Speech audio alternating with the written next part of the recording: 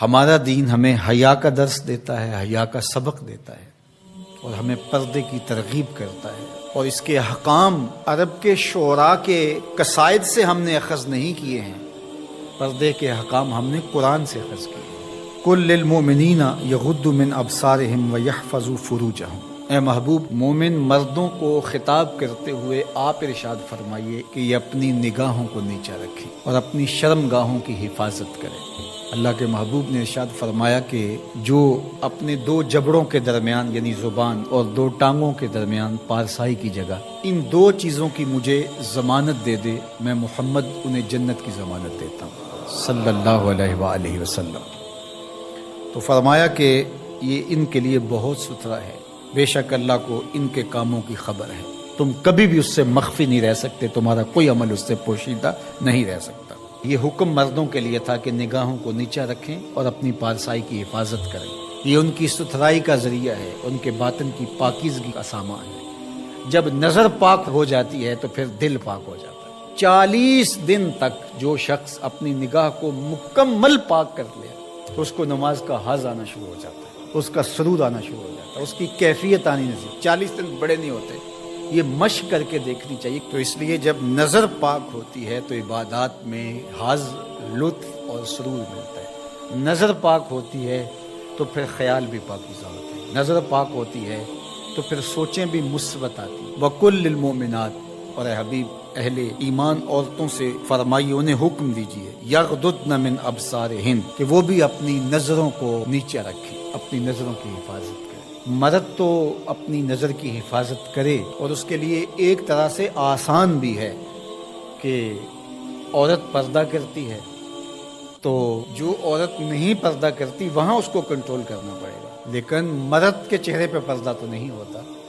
تو عورت تو پھر اپنی نظر کو زیادہ محفوظ رکھنا پڑے گا۔ حضرت ام سلمہ رضی اللہ تعالی عنہا فرماتی ہیں کہ حضرت میمونہ رضی اللہ تعالی عنہا زوجہ رسول موجود تھی میرے ساتھ، یہ دونوں ازواج موجود تھیں کہ حضرت عبداللہ ابن ام مکتوم تشریف لائے اور یہ نابینا تھے، تو انہوں نے پردے کا اہتمام نہیں کیا، تو حضور نے ارشاد فرمایا کہ تم نے پردہ کیوں نہیں کیا، پردہ کرو۔ تو انہوں نے آگے سے کہا حضور یہ تو نابینا ہیں، فرمایا تم نابینا تو نہیں ہو۔ وَيَحْفَظْنَ فُرُوجَهُنَّ، اور اپنی پارسائی کی حفاظت کریں، اپنی آبرو کا پہرا دیں۔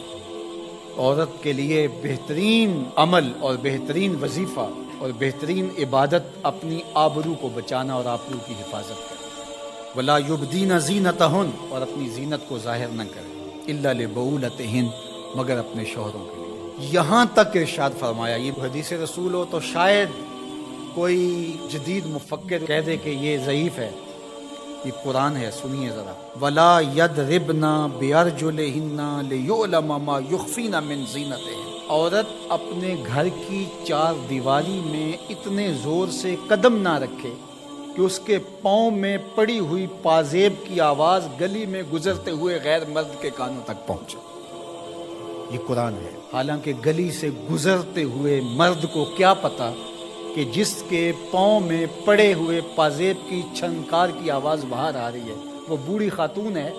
یا 7 سال کی بچی ہے، اسے تو نہیں پتا، اور اس کو بھی نہیں پتا کہ باہر کوئی گزر رہا ہے یا گلی خالی ہے یا کوئی بوڑھا گزر رہا ہے یا کوئی بچے گزر رہے ہیں، لیکن اسے یہاں تک حکم دیا کہ تیرے پاؤں میں پڑی ہوئی پازیب کی چھنکار، تیرے پاؤں میں پڑے ہوئے جوتوں کی آواز بھی ایسی نہیں ہونی چاہیے کہ غیر مرد تک وہ پہنچ کر کے اس کو متوجہ کر، کوئی تیری طرف متوجہ کیوں ہو، اس لیے کہ تو شہزادی ہے اسلام، تو بیٹی ہے فاطمہ کی، تو بیٹی ہے عائشہ کی، تو مغرب کی ٹینوں نہیں ہے، تو مشرق کی بیٹی ہے۔ یہ پردہ تیرے لیے بوجھ نہیں ہے، یہ پردہ تیری آبرو کا پہرا ہے، تیرے برقعے کی ایک ایک سلوٹ تیرے حیا کا تیور ہے۔ جب تو سمٹتی ہے تو معاشرہ پھیلتا ہے، اور جب تو گھر سنبھالتی ہے تو معاشرہ بہر و بر سنبھال لیتا ہے۔ اس لیے اس بیٹی کو حکم دیا گیا کہ وہ اپنی آبرو کا پہرا دے۔ حضرت سیدہ فاطمہ الزہرا رضی اللہ تعالی عنہا سے پوچھا گیا بہترین پردہ کون سا ہے، تو آپ نے فرمایا کہ بہترین پردہ یہ ہے کہ عورت کو غیر مرد نہ دیکھے اور غیر مرد کو عورت نہ